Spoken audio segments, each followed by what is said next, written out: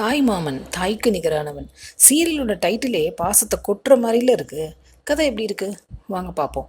மாயாண்டியும் பேச்சியும் அண்ணன் தங்கச்சி. பேச்சிக்கு மஞ்சமலையோடையும் மாயாண்டிக்கு மீனாட்சியோடையும் கல்யாணம் ஆகுது. பேச்சிக்கு பூங்கொடி செந்தமிழ் இளவரசின்னு 3 மகள்களும், மாயாண்டிக்கு அழகர்னு ஒரு மகனும் தேன்மொழின்னு ஒரு மகனும் இருக்காங்க. மீனாட்சியோட அண்ணன் முத்தையா இப்போ இல்லாததுனால அவரோட மனைவி தெய்வானையும் மகள் நந்தினியும் மாயாண்டி மீனாட்சி குடும்பத்தோட தான் இருக்காங்க. மஞ்சமலைக்கு ஒரு தங்கச்சி, அவங்களுக்கு கல்யாணம் ஆகி அம்மா வீட்டோடையே தான் இருக்காங்க அவங்க கணவரோட.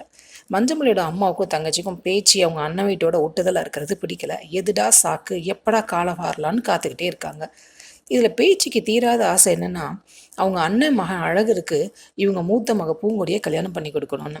அண்ணன் வீட்டோட இவங்க உறவு விட்டு போயிடக்கூடாதுன்னும், அவங்க பொண்ணுக்கு தாய்மாமனோட அன்பு எப்பவும் கிடச்சிட்டே இருக்கணுங்கிறது தான் அவங்களோட ஆசை. அவங்க ஆசைக்கு அவங்க பாசக்கார அண்ணனும் தர சொல்லலை. அழகரும் பூங்கொடியும் சின்ன வயசாக இருக்கும்போதே மாயாண்டியும் பேச்சும் இதை அவங்க மனசில் முடிவு பண்ணி வச்சுட்டாங்க. மஞ்சமலை என்னதான் வெளியில் பார்க்க பேச்சு சொல்கிறதுக்கு தலையை ஆட்டினாலும் கோவம் வந்துட்டா கையால் தான் பேசுவார். இது மாயாண்டிக்கும் மீனாட்சிக்கும் ரொம்ப வருத்தமாக தான் இருக்கும். இது இப்படி போயிட்டுருக்க ஒரு நல்ல நாள் வருது. அன்றைக்கி மாயாண்டியும் பேச்சியும் பிரிய போகிறோன்னு தெரியாமல் சந்தோஷமாக இருக்காங்க. அவங்க பிரியறதுக்கு யார் காரணம்?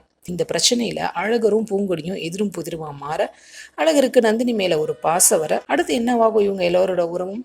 மாயாண்டியா நடிக்கிறது ரஞ்சித், பேச்சியா நடிக்கிறது தேவி பிரியா, மஞ்சமலையா நடிக்கிறது ராஜ்கபூர், மீனாட்சியா நடிக்கிறது சீமாஜி நாயர், மஞ்சமலையோட அம்மாவை நடிக்கிறது பசி சத்யா, அழகரா நடிக்கிறது சஸ்திக், பூங்கொடியா நடிக்கிறது ஷாலினி, செந்தமிழா நடிக்கிறது அகஸ்தியா, இளவரசியா நடிக்கிறது பவானி, தேன்மொழியா நடிக்கிறது மோகனா, நந்தினியா நடிக்கிறது பிரீதா சுரேஷ். சீரியல் அப்டேட்ஸ்க்கு எங்கள் சேனலை சப்ஸ்கிரைப் பண்ணுங்கள். மீண்டும் அடுத்த அப்டேட்டில் சந்திப்போம்.